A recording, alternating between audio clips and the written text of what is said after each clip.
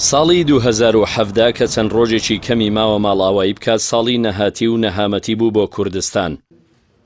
ئەنجامدانی ڕیفراندۆم کە چەند حیزبێک بێ ئامادەکاری و بێ خوێندنەوەی مەترسیەکان ئەنجامیاندا هەرێمی کوردستانی بچوو کردەوە و دەسەڵاتەکانی کەم کردەوە هاوکات دووچاری چەندین قەیران و کێشەی گەورەی کرد. بە ئەنجامدانی ڕیفراندۆم کورد زەوی و ئاسمانی لەدەستدا و نزیک بوو لە داڕمانی یەکجارەکی. ئەم ساڵ ئەوەندە سەخت بوو بۆ کورد بە جۆرێک بە سەختترین ساڵ لە ڕووی سیاسی ئەمنی و ئابووری ئەژمار دەکرێت لە دوای ڕوخانی ڕژێمی بەعز لە ساڵی 2003.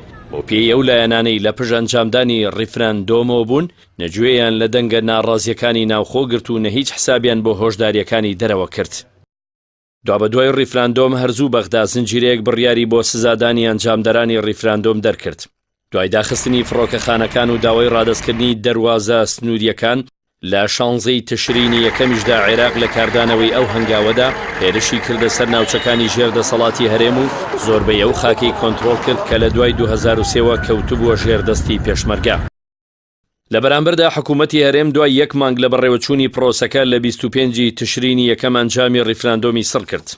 بەڵام ئەم هەنگاوە نەیتوانی بەرپرسانی بەغدا ڕازی بکە چونکە داوای ئەوان هەڵوەشانەوەی ئەنجامی ڕیفراندۆم بوو.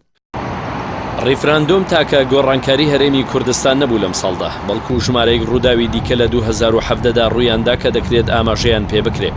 لەوانە دوورکەوتنەوەی مەسعود بارزانی لە گۆڕەپانی سیاسی و دەستدەکار کێشانەوەی سکرتێر و سەرۆکی پەرلەمان و کشانەوەی کۆمەڵ و گۆڕان لە حکوومەتی هەرێم کە هەموو ئەمانە دەرەنجامی ڕیفراندۆم و گوێنەدانی بەرپرسانی هەرێم بوو بە دەنگە ناڕازیەکانی ناوخۆ. 2017 کۆمەڵێک ڕووداوی تری بەخۆ بینی لەوانە بایکۆت و خۆپیشاندانی فەرمانبەران و هاوڵاتیان و داوای هەڵوەشانەوەی حکوومەت و پێکێنانی حکوومەتی ڕزگاری نیشتیمانی. ئەم ساڵ هاوکات ساڵی ئاوابوونی خۆری بەشێک لە کەسایەتە دیارەکانی هەرێم بوو. بەشێکیان بە یەکجاری ماڵاوەیەن کرد و بەشێکی تریان ناچار بەخشانەوە لە کای سیاسی کران. 2017 بەرەو کۆتایی دەچێت و دیار نییە کام لە کێشەکانی ئەم هەرێمە پڕقەیرانە لەگەڵ خۆیدا دەبات.